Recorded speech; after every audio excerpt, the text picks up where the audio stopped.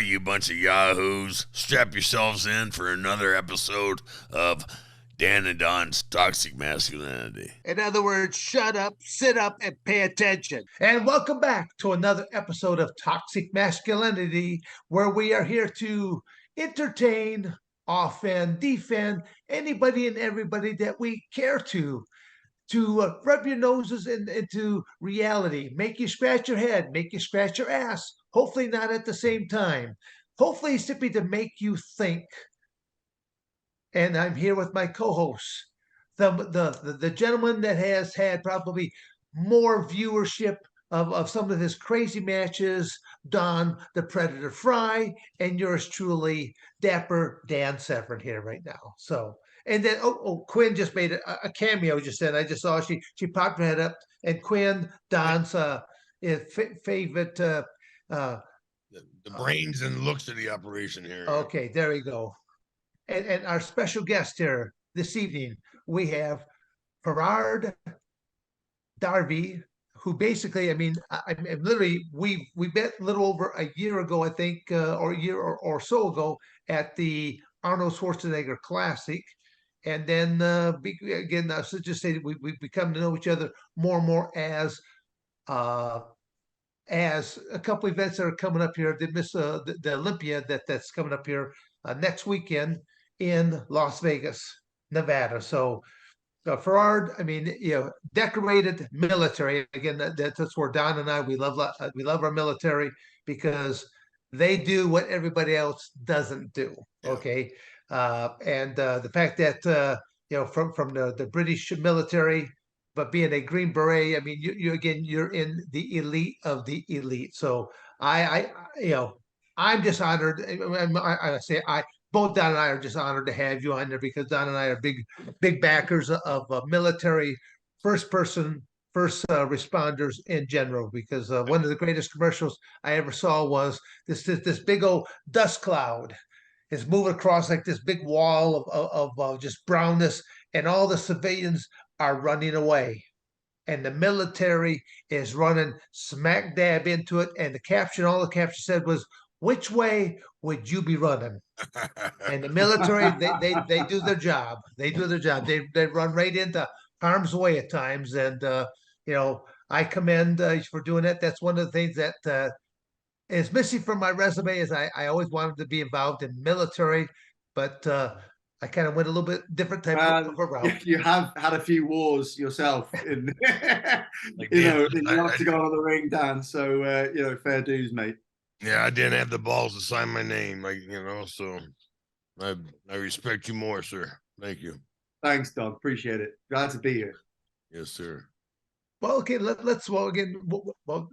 Farad, we first met back at the Arnold Schwarzenegger Classic, but then let's talk about, you want to talk about your company at first? Yeah, sure.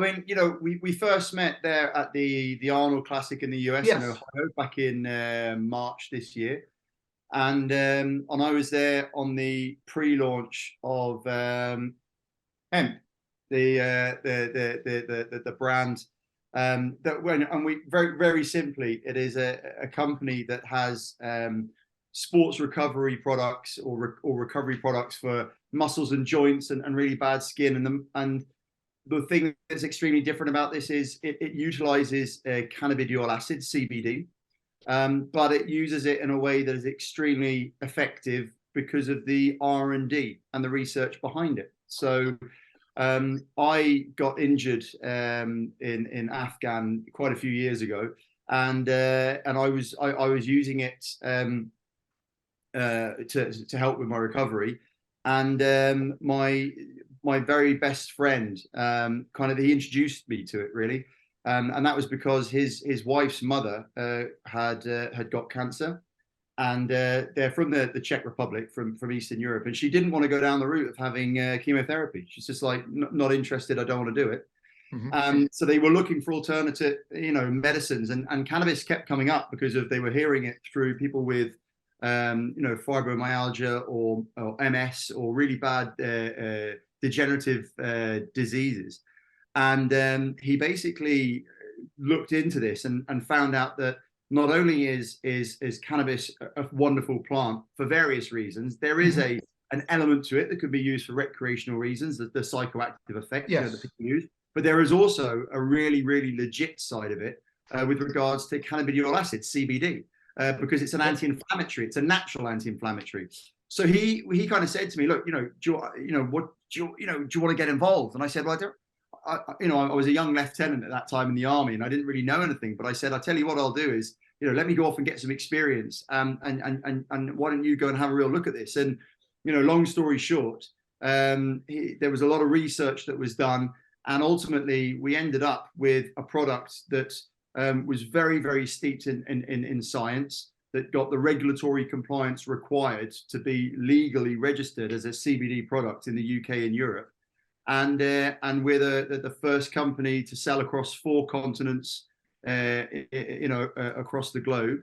And the feedback that we're getting from people, and the reason why yourself, Dan, is involved is because it works, and it's real. And that comes down to the science, because not many people know about the history. Most people, you speak about CBD and they think it's an American or a Canadian type of thing, and it's about 15, 20 years old.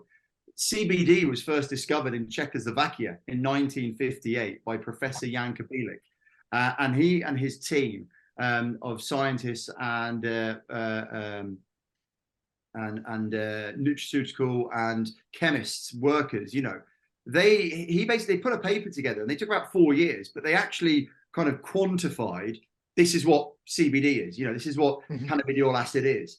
And about 4 years later in Israel, Professor Ralph Meshulam came to the same conclusion. Now we're going back to, back in the 50s. So the people that have formulated and developed the products that we have used that 60 years of research and development, and they've got about 30 years themselves working inside this industry. Because over in Eastern Europe, studying cannabis is like studying horticulture or any other university subject that you would have in the UK or US. So they are miles ahead of anyone else with regards to the R&D. So we locked in with them and ensured that we had a product that was, started, the very beginning of it was molecular, starting at the molecular level with robotic in vitro machine testing with a robotic arm, doing throughput machine testing, thousands of tests with human cell lines down one side and strength of CBD down the other, trying to figure out,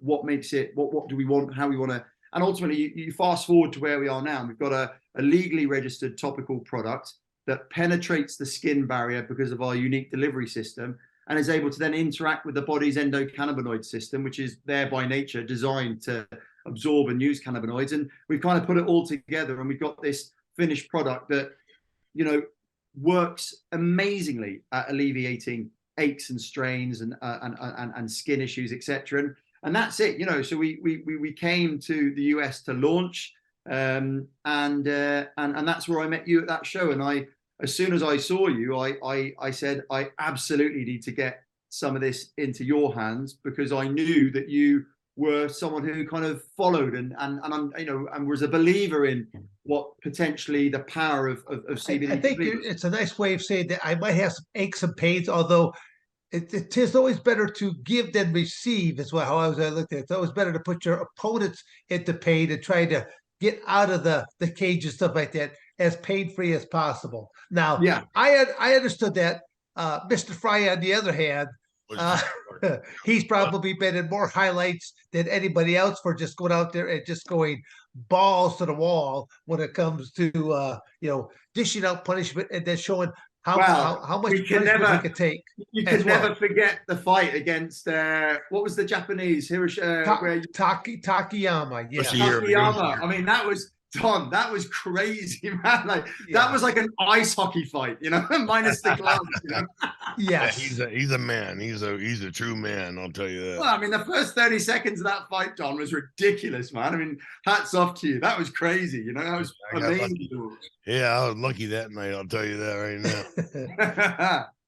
But what you were talking about there, on the CBD portion, because I mean, I've been involved in industry on a couple of different levels for a few years here now. but a lot of it I had to be. I was when I was first being approached about it, I was like, I was like, back off. I go, I'm not going to cross that. I go, I had to be educated, and then the more and more I started learning about that, it's like going, well, again, there's a lot of great health properties that are coming out of this because me going into high school stuff, it was all about people smoking grass, getting high, the hallucinatory type of aspect, getting bombed out of their mind, and then having the munchies. Now, again, you've never seen me eat yet, there, Farrar, but I can put away the groceries here pretty Dangerous good. situation. You want to But you know what? keep your fingers away. It's So funny that you said that actually with regards to the munchies, because so the endocannabinoid system, which is inside of all of us, the when a baby, so the first time you would have had cannabinoids was from your mother's breast milk because it's naturally created. So actually, there's scientific evidence that supports the theory around the fact that what you get from utilizing cannabis as recreationally in regards to the munchies triggers the same that happens in babies when they first have their mother's breast milk for the hunger for the milk. It's that same craving because it's the cannabinoids that are interacting in order to do that. So there is some semblance of between the two. And education is the massive part of it, as you said, because when I explain to people, and specifically, remember, I came from the army, so like this was a massive no-no to go down this route. You're not getting involved with drugs. I said, well, have you ever had a cocodamol or a diclofenac or any of the heavy opioid-based painkillers?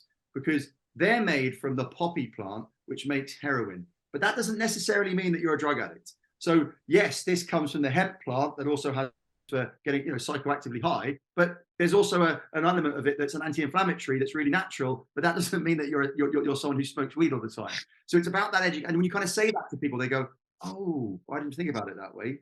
And then you go on to explain that cannabidiol acid, CBD, was the United Nations have removed that as a narcotic from their list as such.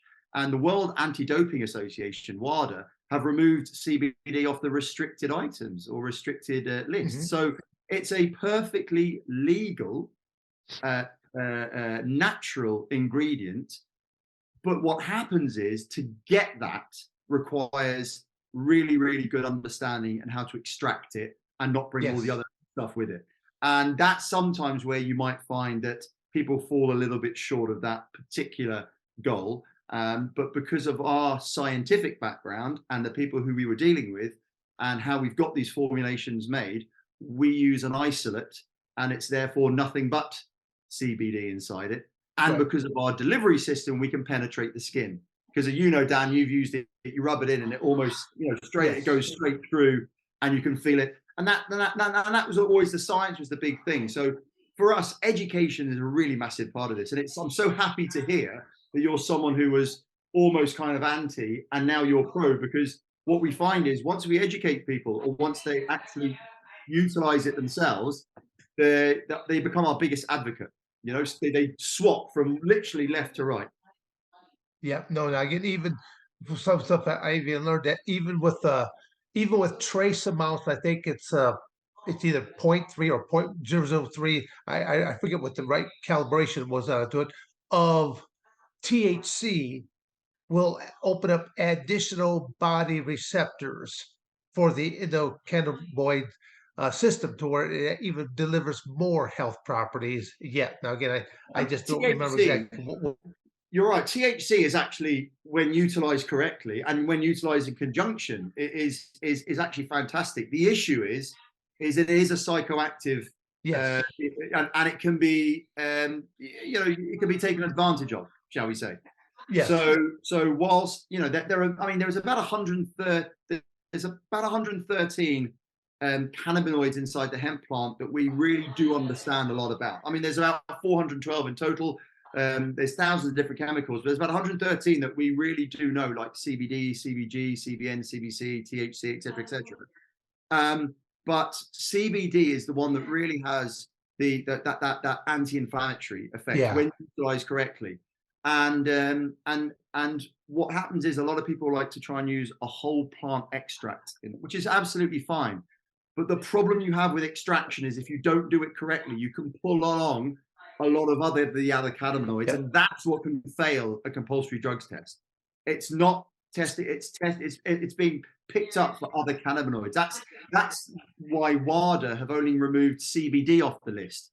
So that's why the athletes are slightly worried sometimes, because they say, well, okay, but if I take that CBD, what if I test for one of the other cannabinoids? Then you do fail. So that's Yeah. why we use an isolate that has nothing but CBD in it. But because of our delivery system, we can deliver as much of it as possible as can be done into the area. Nope, I totally get it there. Totally get there, Farad.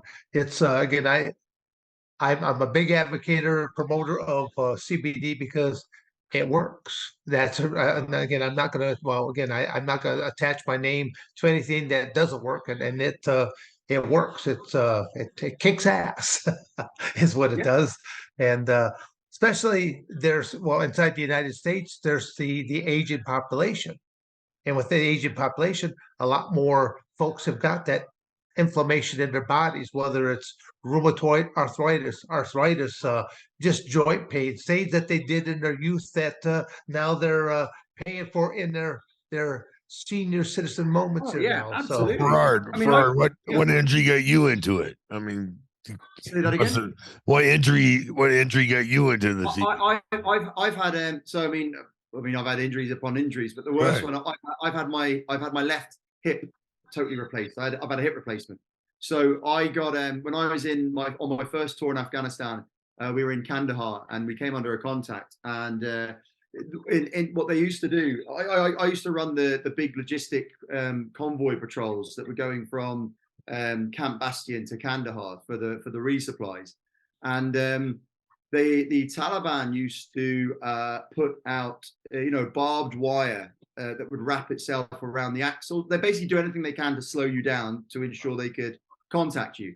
And they used to put these big kind of concrete blocks or things in the road, and we just hit one. We hit a concrete block type thing. It stopped the car. I was in a Pinsgauer, and I got thrown forward. But they had this bar on the front of the where the commander sits in my position that you hold on to. But my left, because I had I had my rifle. You stow your rifle, and then you have the mounted weapon system. But my pistol was on my right leg. I used to have it on my right leg. So my left leg went forward and caught the bar, and the weight of my body armor pulled forward. And I just elongated, I just pulled the whole of my left leg, if you know what I mean. And Yeah. I recovered from it, and there wasn't any. I always from then had a bit of a, but what it did was it caused me pain that would never seem to go away for the years after. Now I carried on and had a great career after that. Don't get me wrong, but the carrying on, the heavyweight, the playing rugby, the constant exercise, it just drilled away, and I eventually ended up having all of the cartilage in my hip completely. It basically removed itself. It was floating around there. So I basically, the army looked after me. They sent me for a couple of operations, and I have had my ankle reconstructed because I got that that broke during a rugby game. I didn't realize all the injuries that you had there, Farad, and when going through what you did, and yet you said that you have a very active rugby schedule even now. Oh no, not. I mean, I can't play now because I've got a fake hip. I mean, I'd get that broken, but I played to a pretty decent level. I played, kind of the equivalent of. Well, I played for the regiment, the corps, and which is probably county level, state level type thing if you were in the US, because in the army, it's teams and rugby teams in the army. I mean, when you get onto a rugby team, or if you're not deploying on operations, not an exercise, and I was in a decent kind of golden age where we had the ability to go off and do that. And for almost, well, my first regiment, I pretty much, I played a lot of rugby, and I played a lot prior to. I've been playing since I was about 10, 12 years old. So I've had a good long career, and with that, but yeah, I've had quite a few injuries. I mean, from rugby, I started karate when I was 6. I did martial arts till about 18. So and then I've always had that kind of active, background, and then the army just seemed a natural progression to go into, and they're sporting, aren't they? It's just that type of thing. Yes, So when you talk about like saying you've been saying it politely now. You've been saying soccer all the time. Most time when you speak to someone else from different countries, stuff like that, you always refer to it as football. And see, yeah, when you talk to Americans and you say the word football, we think about an entirely different sport with a very oblong ball and people with football helmets and shoulder pads and the whole 9 yards. So it's then I have to always have to correct people and to say, well, we're talking about uh, football, which is the international sport of soccer is known as football as well. So Americans, that's it. And I think in America, actually, a lot of people are now. I mean, they always, when you talk about rugby, they're like, "Oh yeah, that's crazy. Like, there's no pads in that, and there's nothing." There's like, no, rugby is on, like, yeah, because ultimately, rugby is. I never played football. I only ever played rugby since I was like 12. So and you get used to it, But I played my last game when I was 38, and I was at a decent level, but I knew that it was. I think it happens to everyone in sport because, I tackled a 21-year-old, 19-stone Fijian, and that's not fun. I mean, I bounced off him like and I suddenly realized that I used to be the guy that people bounced off of, and now I was the one. And I just suddenly realized, you know what? It takes me 7 days to stop aching, and then you play the next one in 6. So it was a self-licking lollipop that never actually got any smaller. So I just went, after and actually it was, I realized I no longer had it in me. If you get me, you get to that stage where you realize there's no point. Like, you just gonna get into it for no reason. That's a hard thing to come to. Oh yeah, knowledge. It is, and I think it's and you guys would have gone through the exact same thing as professional sports people do from whatever your professional sport is. It's the realization that you can't do. Just don't have it anymore. But you physically can't do what you used to. Right. Yeah. Or even Farad, even in my last probably 4 or 5 years of my MMA career, I probably should have retired earlier. I just had a lot of promoters that simply just like they liked me. They liked how I interacted with the crowd, stuff like that, before and after. And they did. I'll say that they took care of me in the sense that they would almost handpick opponents, big but it was like this the inception that you had of people out there. And I would always say, get me someone really big. Get me someone big biker looking type dude that's got tattoos, muscles, all that kind of stuff. And the reality is, and the promoters like going, why would you want to do this? I go, because I know what the reason, the normal perception is. Who wants to go against David, going against this Goliath? But you gotta look at how quickly can a big person move around a cage? They can't move all that well. How long is their cardiovascular really going to last? Really not going to last all that long. All I'm going to try to do is get the clinches, get the takedowns, or put them up against the cage wall, and I've nullified 90+% of their capability, and I'm just commencing with the grappling ability. So, to me, it was like I was trying to be strategic, stacking the deck in my favor. And knowing that I'm gonna get in and out of Dodge, make everyone happy, and move on with life. And that's all I really looked at. It was like I was just kind of like a journeyman, and Well, I tried to do the same thing, but the stack of cards fell right on top of me, and I was like, right, that's it. Like, it's like when you see these famous celebrities with these big bodyguards, the big heavy fat dude, 400, 450 pounds. He's just just the size of a barn door. And it's like, what is that guy going to do for you? I mean, he can't move. He won't have any lateral movement. He's not going to be able to spin around, and he'll be tired within 20 seconds, So, I mean, it's just. but the normal person is simply just impressed by that size, that right. You got that intimidation factor working for you with size. Well, that's basically what, the Gracies did for the world, is they changed everybody's perception, of size versus strategy. You know? Oh yeah, completely. I mean, you can remember when Hoyce won 1 and 2, everyone was like, "What? How's that possible?" Like, you know, and he's wearing a gi. How? I mean, like, you know, it was crazy. In fact, one of the most I'll always remember this because it's my best friend who I spoke about earlier. We were 16 years old and UFC Fuck 1 you. came out. Fuck And you. 16 when UFC 1 came out. And fuck off. we got the video on VHS. We'd heard about this, and you know, the video, and we were like, you were old enough. You were old enough to rent it, or did you have to send somebody in? No. Well, I was old enough to rent it, just about. And we went and got it, and we put it. We couldn't wait because we'd heard about it. So, we're talking about pre-internet knowledge. There was nothing. All you did, you heard there was this. And we were like, no, this can't be real. There's no such thing as real fighting. That doesn't. No one will allow that to happen. Like, you know. So anyway, you know. And I remember putting it on, and we pressed play, and we watched the beginning, etc., etc. And then you had the Savate fighter, and then you had, I can't remember, it was the sumo wrestler. And he comes forward. And all of a sudden, then there was that he fell on the floor, and then he gave him that kick and that uppercut, and his tooth came out. Yeah. And my best mate just screamed at me, and went, "It's real! It's real!" You know, like we'd never seen anything like this before, like, you know. And we were hooked from then on, like, you know. You know, what's funny about that was one of the assistants to Robert DeBerger. Robert DeBerger was the guy who promoted, produced it, and. You know, one of the gals, she said that they had Disney sitting there trying to get them to invest in it. And they had their folder open, and the guy's tooth landed right in the folder. Closed it up, said, "That's it, we're out of here." No, it was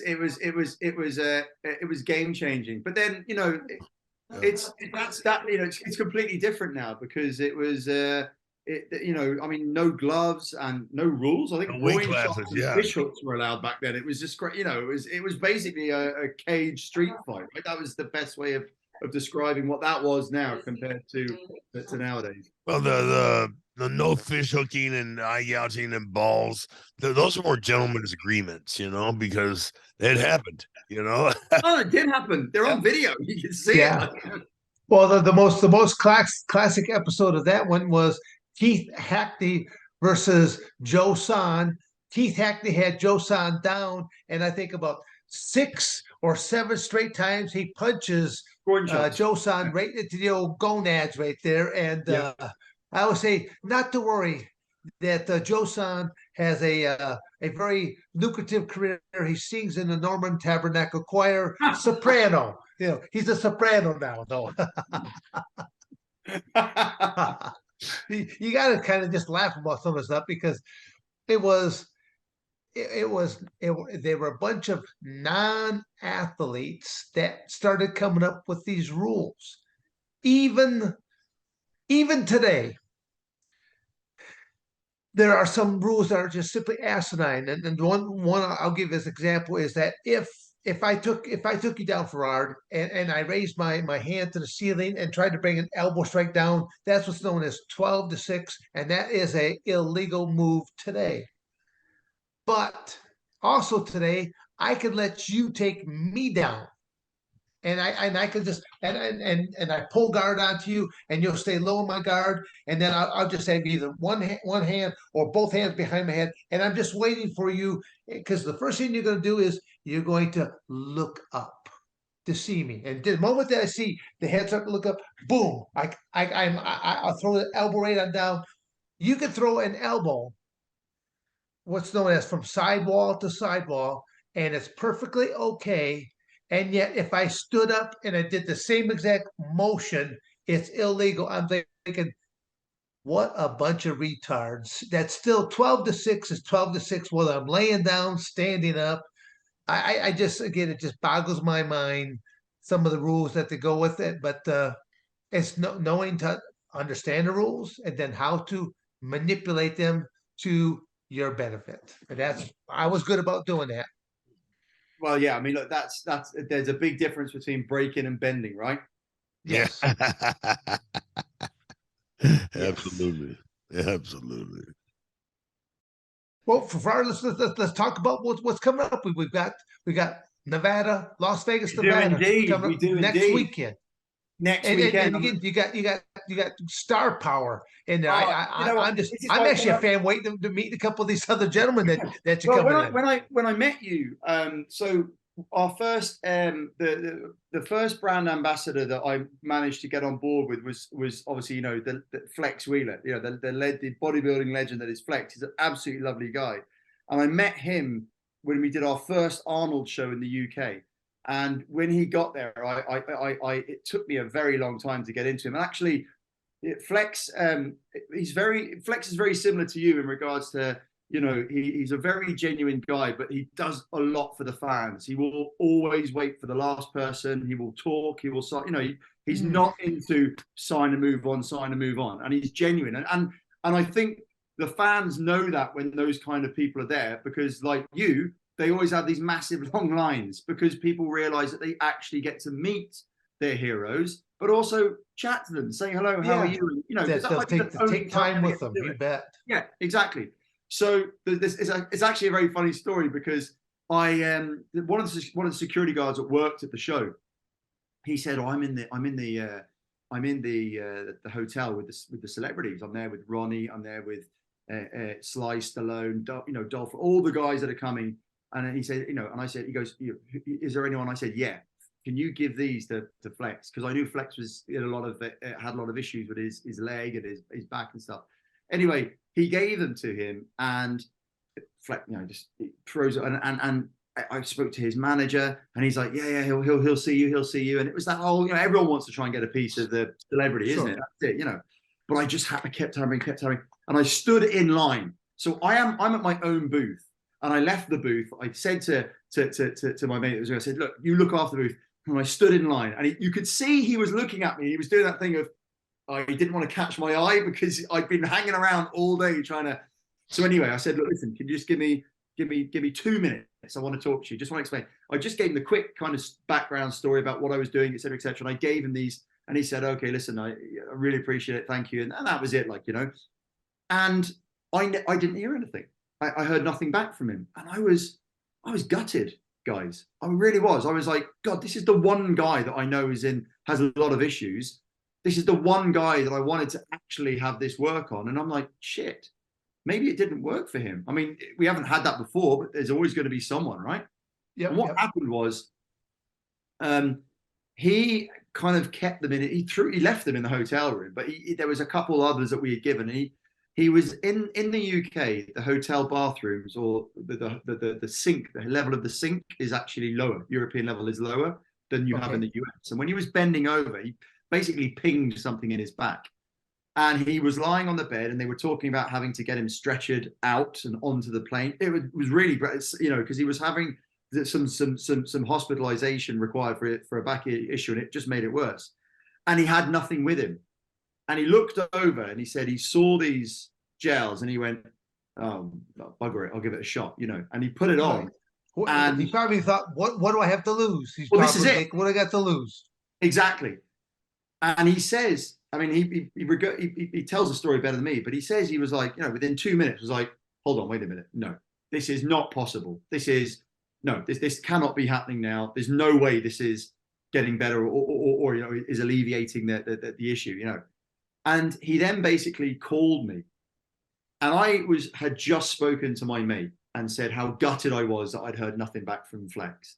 And the phone rings literally within about 15 minutes. And it was this, "Hey, Farad, it's Flex." And I thought it was Francis. So I said, "Oh, piss off, mate." You know, because I thought it was a joke, and he was, you know, and then the phone rings back again. He goes, "Hello?" And I'm like, "Oh shit, no, this actually is," like, you know. And he just said, "Look, this is crazy. Like, I've been," because Flex had been offered really big CBD deals. I mean, big money CBD deals.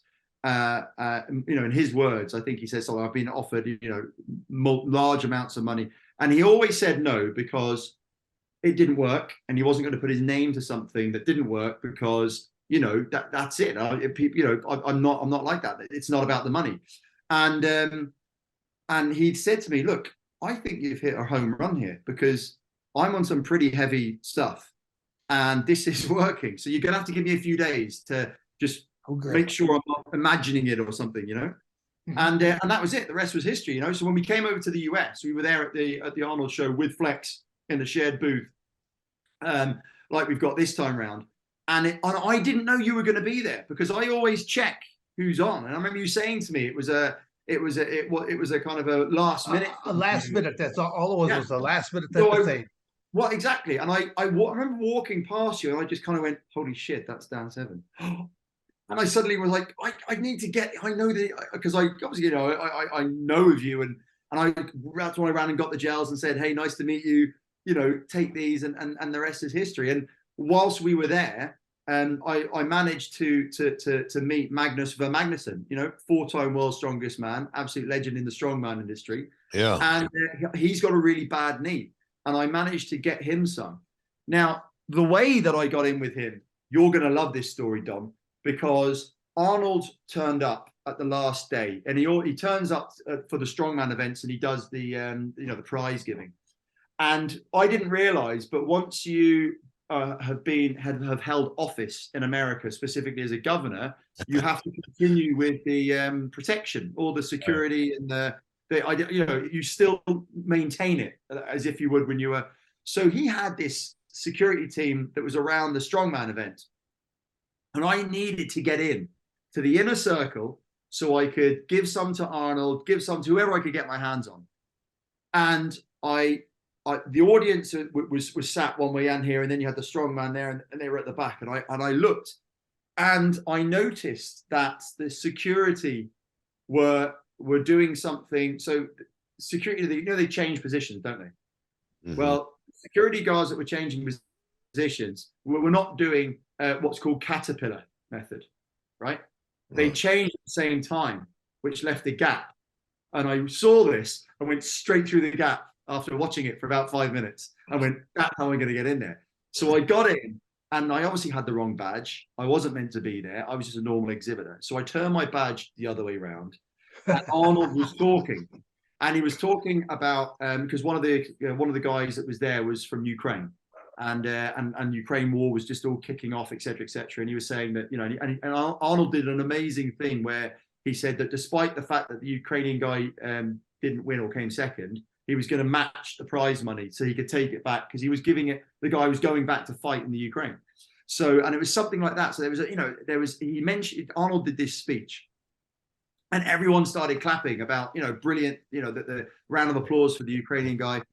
And as everyone was clapping, I basically stood up and made it look like I was supposed to be there. So while everyone else is clapping, I'm like going, yeah, oh, what do you, yeah. And everyone's like looking, who's this guy? And I'm like, I'm supposed to be here. Yeah. I'm with him. Exactly.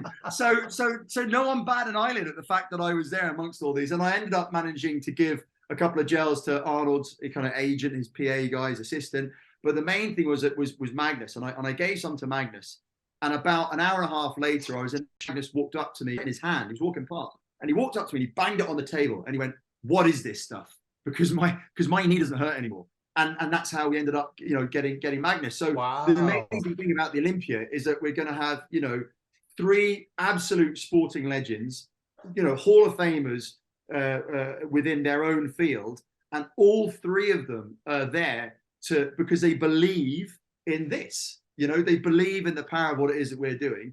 And the Olympia are really excited because, you know, apart from the fact that we're at booth 969 and we've got that, but, you know, you, Magnus, Flex, and me, we're all going to be on the main event stage from 12 till 1 on the Friday and Saturday for 1 hour. And we're just, you know, we're going to talk about our careers, about how you got into it, CBD, take some questions from the audience, have a bit of a Q&A, maybe give some goodies out or something, just a good time. But the Olympia are really excited because, you know, if you look at what happens at the Olympia, it's bodybuilding, it's strongman, and it's MMA. And we've got 3 of the best of each of those coming to the show to help support and promote something that I haven't agreed yet. I haven't agreed yet. John, you're coming anyway, man. That's just taken as it is, right? it's a fantastic opportunity, I think, to really launch hemp in the US in the way that we have done in Europe and the UK and India. So for us, I think it's just brilliant, and I took the opportunity with both hands, and the Olympia are really on board in supporting this, and it's fantastic because I think, you know, COVID, I think, has made people just consider their health and well-being a bit more than they maybe previously had. That, you know, that's careless of what people's thoughts are on it. It was something that everyone thought, oh, actually, you know, and because they take it a bit more seriously, people were looking at more natural ways of alleviating anything. So, you know, that is what quite catapulted us, was during that, we actually grew massively because people were doing more exercise because they couldn't go anywhere. They were working out at home. So we ended up having people buying more of the gels, people that maybe didn't work out or didn't exercise as much as they did previously, you know? Well, Don, do you think that that's the same way it happened inside the United States? What's that? Okay, okay. Farad just said a very exceptional thing about how it affected the United Kingdom in a very positive way. But do you think that this whole COVID thing made Americans want to get out there and exercise more, No, I move think more, get out that sunshine? saw I more of a mean, chance to hide and sit on their ass and gain about 20 pounds. Yeah. Oh, yeah, don't get me wrong. I think there's a lot of people that gained a lot of weight during COVID, but you know, you've never seen so many people out walking, riding bikes. You know, you're told that you can't do anything apart from, you know, when there's nothing to do because everything is closed, and the only way you can go outside is to do some exercise. Then, you know, everyone was like, "Oh, do you know what? I'm gonna go for a walk. I've never done that before." Yeah, You know, see, I think most American kids will sit home with their cell phone playing an app about, okay, here I am, my app is running, my avatar is running, oh, my avatar is jumping, jump. I mean, that I like to say I'm making a mockery of what our situation. That is what our situation is. It's you know, a lot of people want to come to the United States, and it's, you know, land of opportunity. Yes, it is still a land of opportunity, but what has happened in what's happened here through these last couple of years? Oh my God, it's not the country I once knew whatsoever. Well, And the it's opportunity's still there. You just gotta get off your fat ass and, you know, and put it to work, give it, you know, put it to work for you.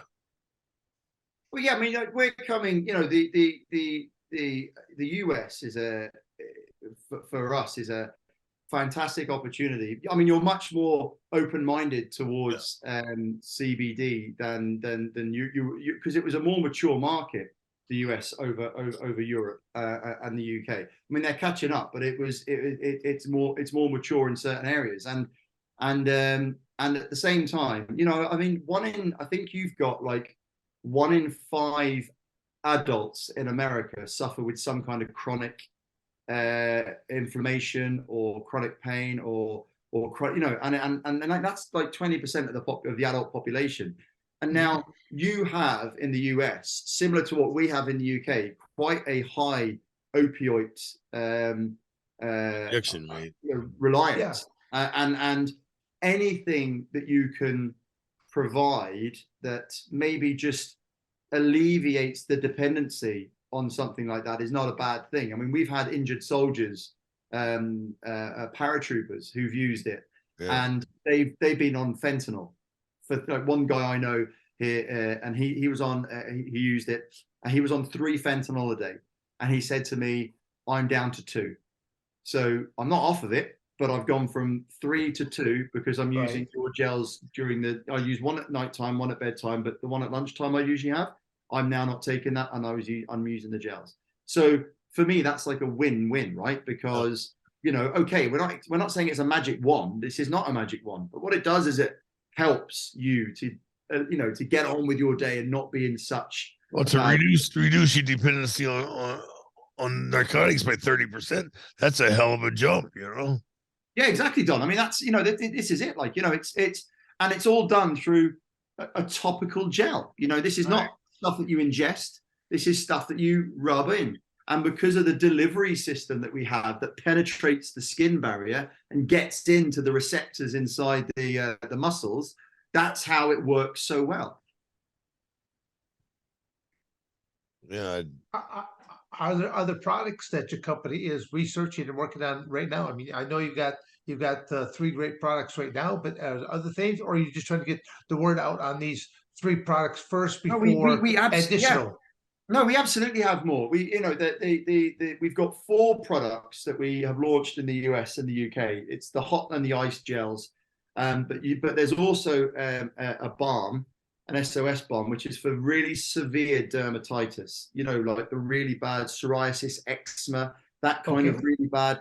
And again, it utilizes the same delivery system, the same research, the same technology in ensuring that it helps the cells repair. You know, because ultimately, whether it's a skin cell or whether it's a cell inside a muscle, it's ensuring that cell and the cells around it can recuperate, regenerate, get better. So we have a balm, and then another gel that we have that it firms and tones the skin by removing basically cellulite.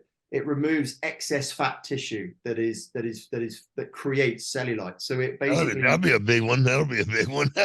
Well, Joe, that's really, really big in the fitness industry because everyone uses it to firm up. So we basically use the same science, the same that same research, but we reduce the buildup of what's called adipocyte fat tissue, and the water that is trapped between the adipocyte fat tissues. We can utilize the body's lymphatic system to drain that water away from the skin, and it basically is like tightening a bed sheet on a bed. It tightens the skin up, and so I mean, CBD isn't, it's a fantastic ingredient to use, but it's not the only one. You have to know how to use it in conjunction with all the other ingredients that are used inside, skincare or muscle and joints, etc. You can't just take, a generic paste or a balm or whatever and just stick CBD in it. It won't work. It'll be like a lot of the other products that are out there.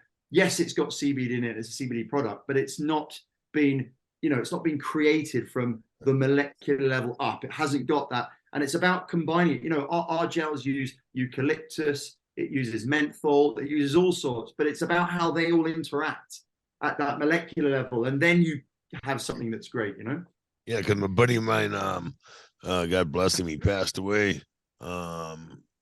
year or two ago, and he created a pharmaceutical grade glucosamine chondroitin, so it's called GLC 2000. Because he made it for his wife's horses first, so it was like at 5,500. Then he reduced it for people down to 2,000, and reduced it to dogs for 500. And for cats, and he's got a faster patented delivery system, which brings it into the body somewhat 5 times faster than regular GLC, and glucosamine chondroitin, and it works within 2 weeks. It's fantastic, and I think we get it in conjunction to what you've got. I think it'd be a hell of a deal. Oh yeah, I mean, look, you've hit the nail on the head there, Don, because the delivery system is absolutely critical. In the US, I know that in the US of A, bigger is better. Big trucks, big roads, and we come along and we've got this gel, and people look at us and they go, 50 milligrams of CBD, is that it? I can buy a gel with 1,000, and I say, yeah, but 950 of it will be wasted because you can only absorb so much through the skin, through certain cells. So think of it more as a sniper rifle and not an artillery shell. Right. And that's when they say that, it's because we in the very beginning, there was a huge amount of education we had to do in the US for people to realize it's not about having 500 or 1,000. I mean, yeah, you can do, but bearing in mind that you can only absorb either through ingesting or through topically applying a certain amount, and any more than that, it just doesn't get used, and it drives the price up because ultimately, CBD is expensive. Yeah. So if all you're doing is adding loads of CBD, a lot more CBD than is actually really needed, and then it drives the price up. So that's why people look at us and they go, hold on a second now, you're only using 50 milligrams. It works better than anything else on the market. and it's cheaper than anything else as well. Well, yeah, it's cheaper because we don't need to use as much of the, and we want to get it out there for everyone. My dream in the US would be that this is available to be bought in Walmart with people who have food stamps, because they're the ones who really need it.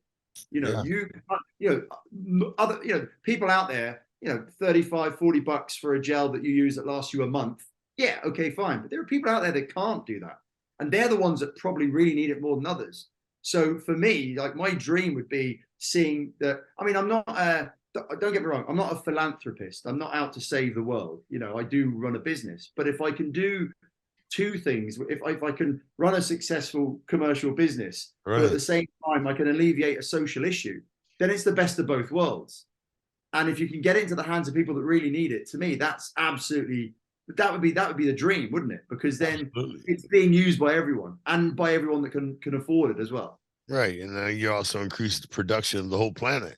Put them, get their ass off the couch, get to work. This is it. So that's it for me. I'm coming over in a week's time. And we did our pre-launch in where I met Dan in March. We've been retail selling, because we sell in the US through our website, and for me, this is like the planting of the flag now for the Olympia show, that we are here, and we're here in a big way. We've got something special. So I'm absolutely, psyched to come over and do it, because, for us, it's an opportunity that you get one or two shots, don't you? Realistically speaking, in anything you do, whether it's in a cage, on a rugby field, or in business, you get one or two ones that you really know this is it. You to take it or not. And this for us is it, and we're planning on winning. Good.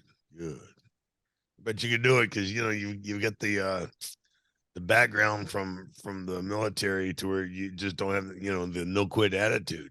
And you know what? It's funny you say that. I wrote the business plan based off of what I learned in Sandhurst when I did. So we learn an estimate process called the 7 questions, which we use to write any camp. Now you use it from everything as a basis for attacking an object or a target, whether you're patrolling in vehicle or foot, or whether you're writing a larger campaign. It's all based off of this model of these 7 questions. What have I been asked to do and why?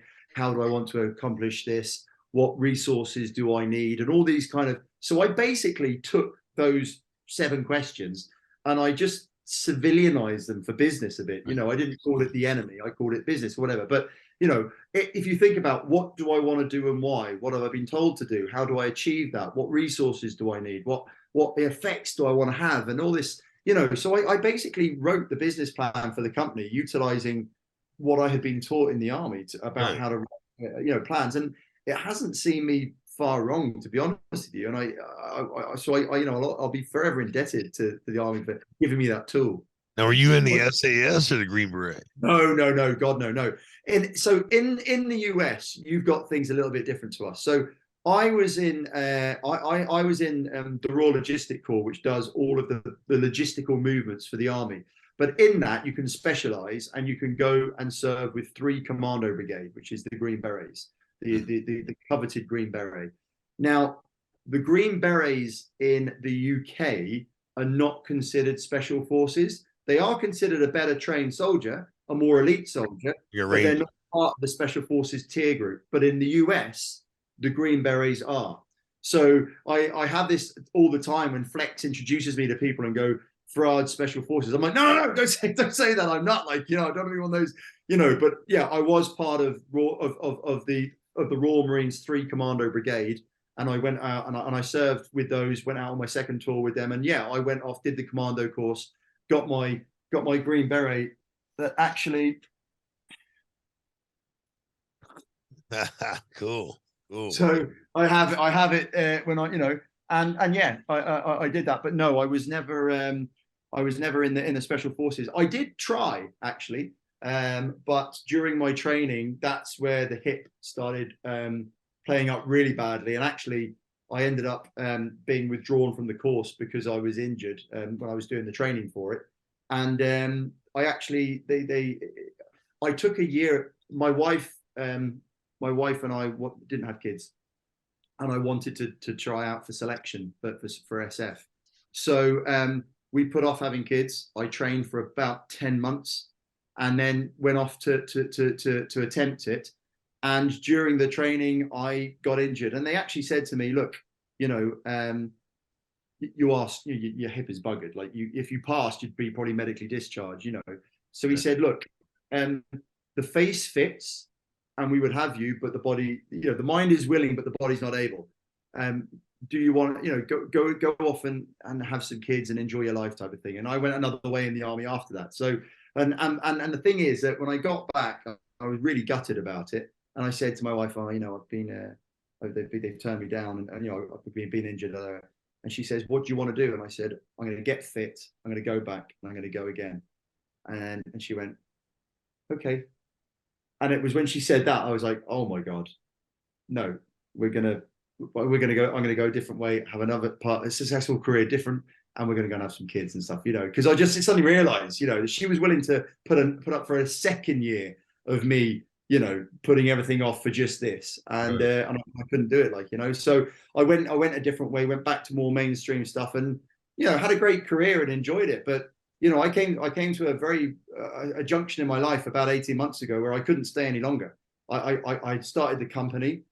I was doing, you know, working 18-hour days, being a squadron commander, looking after my troops, and doing this in the evenings and the weekends. And it got to the stage where I couldn't, I had to give 100% to one thing or the other, because it wasn't fair on the military, because I'm still paid to be, you know, to do that job. And at the same time, I had no family life or home life because I was doing this. So I walked away from promotion. I walked away from my full pension. And yes, that was a fraud. If I could just stop you right there, because Don, I mean, I've had a chance to speak to Farad a couple other times. How far along were you in your military career? Was it 17 years, 18 years, something? 17 years, and I was a major, and the next step was lieutenant colonel promotion, and then I would have had my full pension if I finished my I mean, 24. Don, you know, most people here in America, I mean, you hit that 20-year mark. I mean, you're set for life in there. Yeah. And just for him to, Farad, for you to walk away from that at that point in time, I'm thinking, wow, that was, you It's walked away from a ballsy. lot of It's stuff there. I ballsy. mean, you did Yeah. it for all the right reasons, but I mean, it's, that was Yeah, a I mean, lot. I look back now, and obviously it was the right decision, but there were times when, you know, I was like, how am I going to pay the mortgage this month? You know, and I got second jobs and all sorts, and I was trying to, you know, you know what it's like. It's that diehard mentality of, I am not going to lose this. Like, I'm not going to be beaten. This is going to work. There is no plan B. All There right. is no plan B. Any time spent on plan B is time not spent on plan A, right? So there was no safety net. You know, this was it. And you know, times, but like, you know, it's no different to anyone when you set yourself a goal, because if it was easy, everyone would do it, right? So that's it, you know. And I look back now and just think, it was the right thing to do. But don't get me wrong, geez, there were times when I was like, you know, yeah, you know, this is getting close here, you know. But you know, head down and crack on, you know. Yeah, a very dear friend of mine, guy named Brian Pope. He was 21 years old, and he was a ranger, and his shoot didn't open, you know, splat, and broke his back several places and his neck. And so they said, you know, thanks a lot for coming, you know, go play again somewhere else. And so he had to get out, forced to get out, and he got into the insurance business, and now he's a multimillionaire, you know. I mean, because he just had that attitude, that mentality, and he got after it. And you know, he wanted he he wanted to do more, you know, physically improve, mentally improve himself in life, but he did prove himself in life by being successful, you know, as a businessman. Yeah, I mean, do you know, opportunities are really there. When I decided in 2015 that I wanted to leave in 2020, so I gave myself 5 years to go off and get my master's in business administration, to go off and get, affiliated and experience, so I could have professional bodies, back what I was doing with affiliation. I got jobs in the army around contract management, procurement, business. So I got as much. I did the last 5 years in the army. I did as much as I could to set myself up with the know-how that when I left, I'd have a little idea of what to do in the commercial world. Actual practical application of what exactly. you might be doing. Yes, as much as you can do in the army, it is still the army, But at the headquarters level, the army, any army, is run like a company, like a FTSE 100 or a Nasdaq company. It's because it's about you've got a budget, you've got business, and we call them generals, but they're basically directors.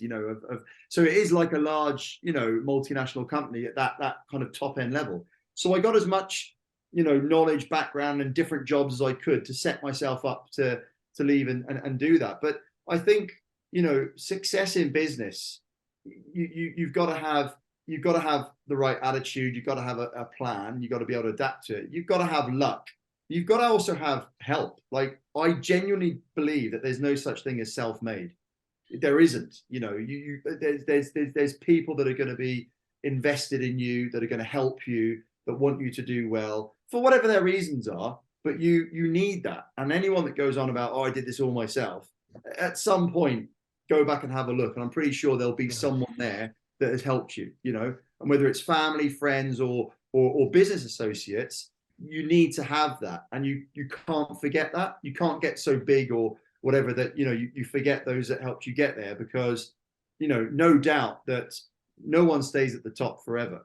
And those that pissed off on the way up, we'll see you on the way down, Yep.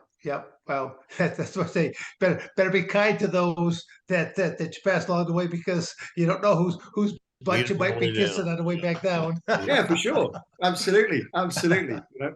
So, and no one plans to not be at the top, do you? So it's so I think as long as you kind of keep that in your head, you do well. And I think, Dan, like, that's, I'd say that's probably the reason why we're sitting here doing this now. There's a similarity between us, and we got on so well, and we spoke. We've got similar kind of backgrounds in regards to the attitude and what we've done, etc.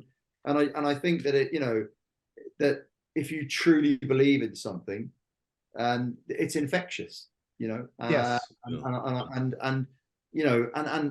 If you have something that you use, and it works, you want to spread the word about that. That's it, isn't it? And it's got you want to help others. I mean, it's something that the more people that you can help, and that's a great thing, because there are a lot of people that are simply out there, they're hurting, and most time when they go to their doctor, something like this, they're just going to simply just prescribe, just like you said before, some type of an opioid type of a painkiller that you end up becoming addicted to the painkillers, and it just becomes like a vicious cycle that doesn't really help you overall in the first place. Yeah, exactly. And I'm not anti-pharma. We are like, a lot of you'll find a lot of natural products will be like, oh no, use this instead of. What we're saying is use it instead of, or as well as. Like, if you've broken your leg, snap your bone. Rubbing some gel on is not gonna, what it can do though is it can facilitate and help the recovery when you want it, when you shouldn't be on those heavier things, like, and at the same time, I think people get prescribed stuff now for things that you don't, for a pull in the back or a muscle ache.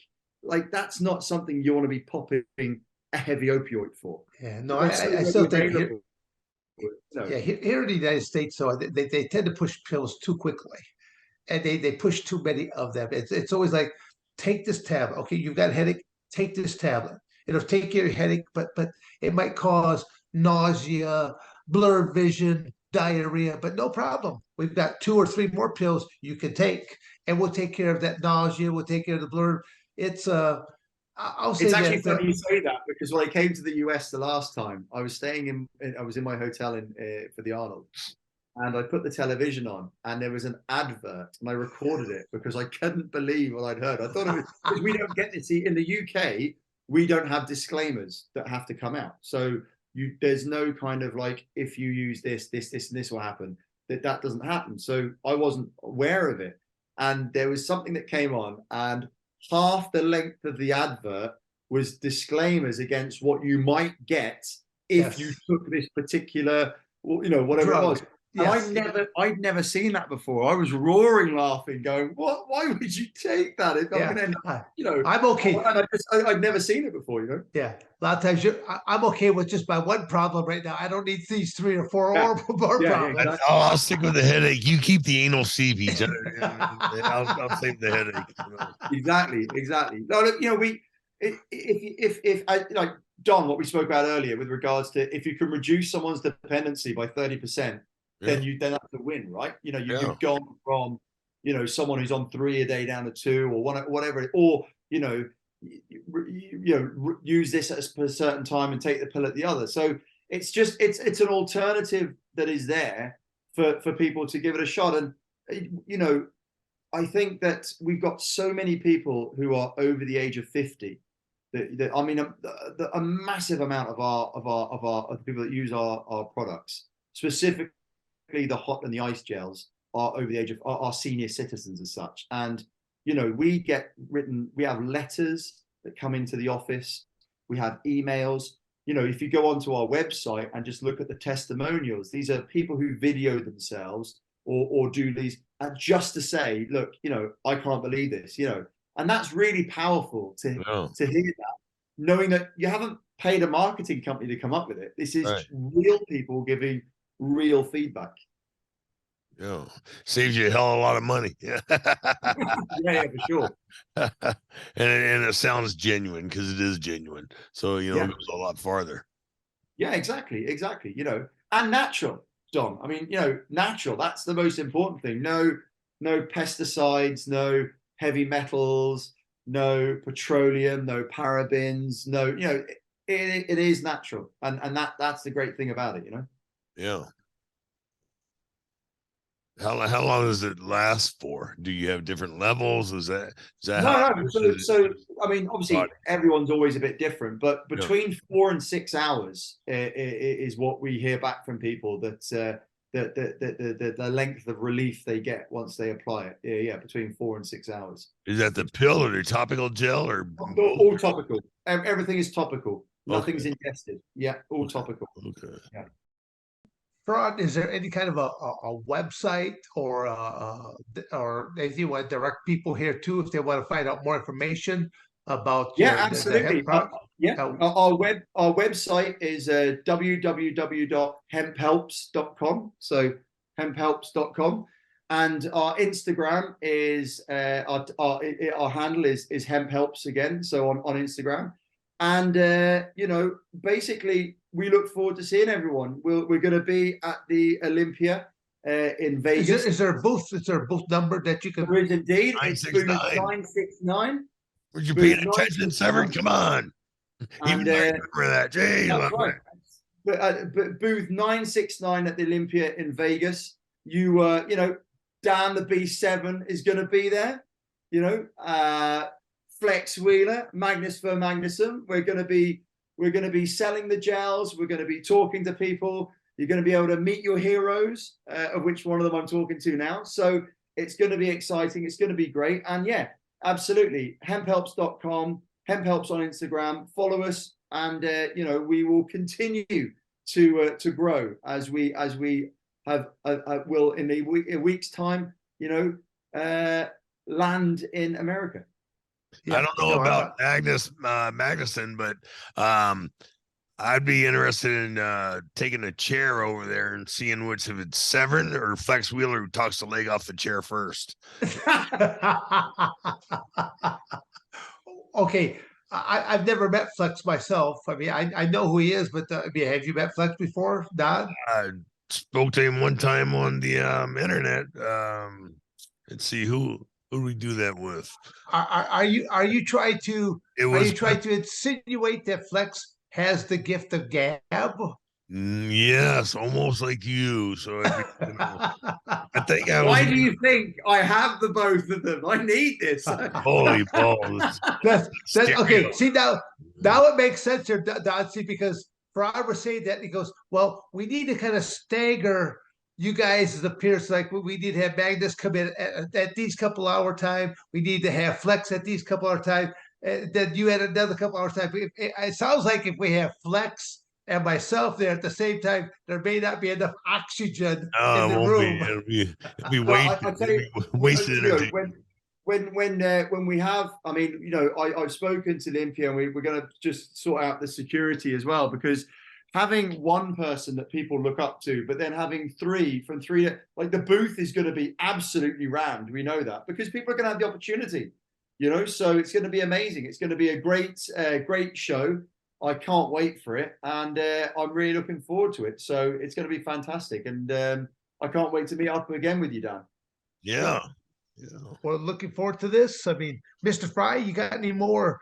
I mean, I'm trying to wrap this up now, because I know it's quite late. Yeah, we're for our is right now. It's probably 10 going to on. 2. I've got to get up in 4 hours, give my kids breakfast, and drop them to school. I know. So where you at, partner? In down south of England. Oh, balls. yeah. Hell. So yeah, Thank you. Thanks for sticking around, man. Staying up. I No think you had to problem, bud. dump a little caffeine in them to keep Are you in them up Wales? there a little later. Are you No, in honestly. Wales or Say that again. are you in Wales? No, England. England. Okay. Yeah, south of England, just on the south coast. So that's where the company headquarters is as well, in Dorset. So which is it's good. It's fantastic. Absolutely love it. And thank you very much for having me on. I really enjoyed it. And apologies if I gobbed off a lot. I get on my pedestal when I talk about CBD or whatever, and I just go on and on. So I'm sure Tony can edit it down. For education is the key. I mean, the more that people understand it, and that's why I said I was very standoffish when I was first being approached, but the more that I became educated about it, I'm thinking, okay, we're talking two different things as different as night and day, from the recreational side of CBD versus CBD for the medical side. But even then, learning just a little bit of trace amounts of THC opens up additional body receptors. I'm thinking, well, there's room for that as well. So again, knowledge is power, and it just proves it once again. So. Yeah, absolutely, and once again, thanks very much, Dan. I think we this is going to be fantastic. I really look forward to next week at the Olympia, and Don, I hope to meet you too, mate. Me too, sir. Me too. Look forward. We'll get there. Okay. All right. So basically, in wrap up mode, this concludes another episode of Toxic Masculinity. If we happen to have offended someone just a little bit, well, it is called Toxic Masculinity. Put your man pants on, and dry your eyes, you little crybaby. We're not here to coddle anyone. We're here to we identify as being men. That's all we are. That's it, baby. Signing off. Yeah. Thank you for watching another episode of Dan and Don's Toxic Masculinity. You better like, subscribe, and share, or I'm going to come to your house.